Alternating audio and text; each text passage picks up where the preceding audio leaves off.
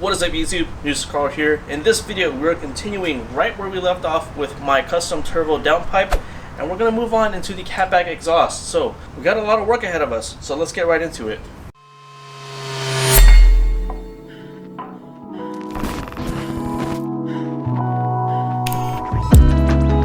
So from my last video, I completed my downpipe, my wastegate relocation pipe, and my wastegate recirculation pipe. Had some issues with getting the car to idle, but that's mainly my fault because I didn't configure the MS43 for my idle control valve delete. So I got that fixed.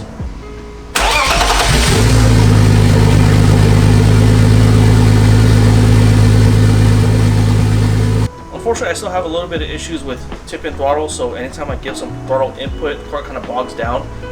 So she's idling, we'll just have to live with that for now. But enough talking, let me show you guys how I plan to run this exhaust. So this is where my downpipe ends, and basically what I gotta do a quick transition into the trans tunnel, and from there I want to make it as straight as possible to get to the back, which as you can see I have some jacks here because I was already working on some mock-ups. This is the piece that I'm going to be using that's going to come right off of the downpipe. I have a little bit of a straight section, that way I have some clearance here for the trans mount. Both of these are 45-degree mandrel bends, so no pie cuts here.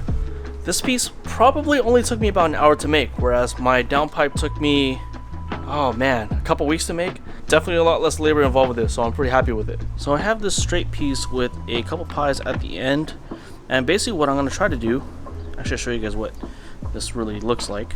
So this is pretty much how I'm going to have the exhaust. I have two pie cuts here that transition from this 45 into the straight. Originally what I wanted to do is I wanted to cut this so I don't need these pie cuts, so I could have the bend a little bit less than 45 degrees and then come straight off of it.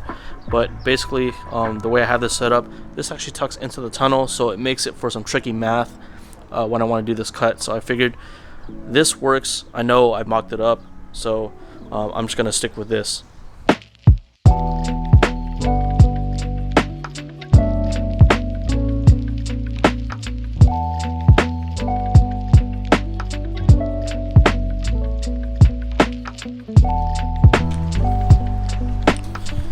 So I have my straight piece tacked on with those pie cuts. I think what I need now, this end needs to go out a little bit more, so I'm going to have like a small straight piece come out, and I'm going to put a V-bend at the end of it, and we'll figure out what I'm going to do for the axle back later on.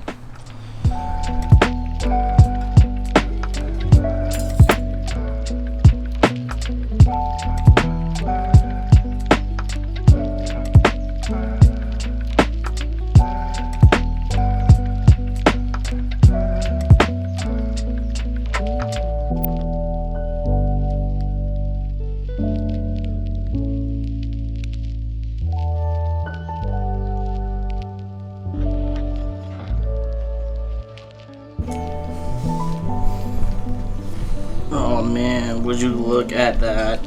It's hard to see, but I have a little bit of clearance between this and the subframe. I'm probably gonna have my exhaust chute out here, so it's just a couple pie cuts and a straight piece, and this should wrap it up. Clearance looks pretty good. I have a bit of space right there,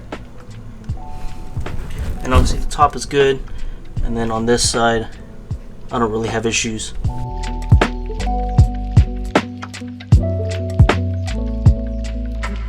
So here is the exhaust all tacked up and ready to go. As you know, I have two 45s right here, two pie cuts right here to get a straight piece that goes all the way back to the axle. And this is pretty much my axle back, not cut to length yet. I have a 4.5 degree cut right there and rotated the pipe, so it makes a 9-degree transition, I guess you would say. But basically I wanted that V-band to be there as well, in case I crash this into a wall or anything like that, or if I want to change up this rear section, I can easily do that. If I do crash into a wall, I don't have to cut anything. I could just unbolt it and have it dump at the axle. This 9-degree bend also allows me to kind of rotate the exhaust to get my perfect positioning. I haven't figured out what I want to do for my rear end yet. I want to do something a little bit different, but I have yet to figure that out. So look forward to that in the near future. And because I did all those pie cuts in the clip that you saw, I didn't really use it, so I guess what I'm going to do, I'm probably going to do something cool like a turn down at the end. We'll see what happens. So this exhaust is pretty much ready to go. Really the last thing that we need to do is to do some exhaust hangers for the axle back to get this all mounted up. But before we do that, let's go ahead and weld this thing together.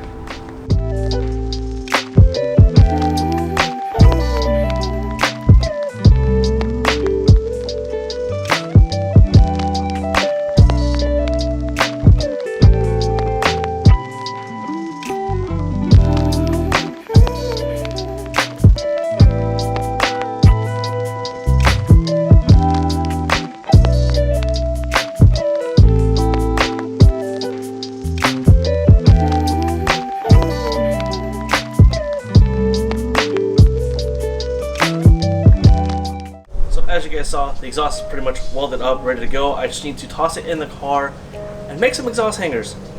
So let's do that.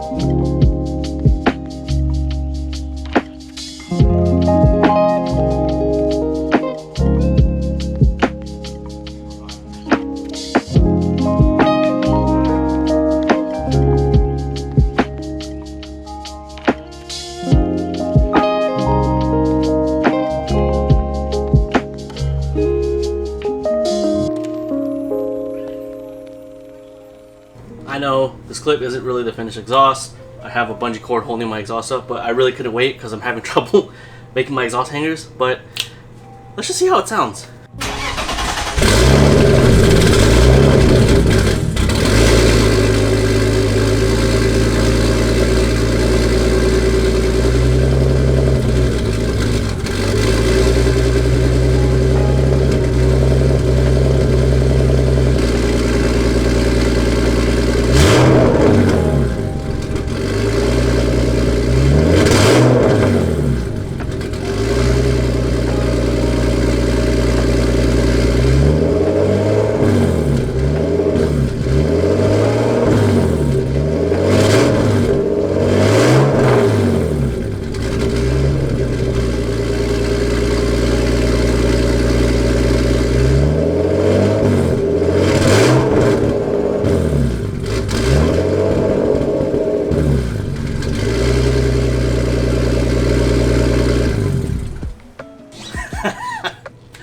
Is it just me or did that sound really cool? Alright, so that is it for this video. Thank you guys for watching. I'm really stoked with how this exhaust turned out, especially the downpipe and all that stuff. It sounds good so far. I'm really excited to see how it really sounds once I get this thing dialed with a really good tune and all that stuff. We'll just have to wait and see. So thank you guys for watching. Stay tuned because in the next video we're going to be going over my gauge setup and we're going to be installing a catch can. I'll see you guys then.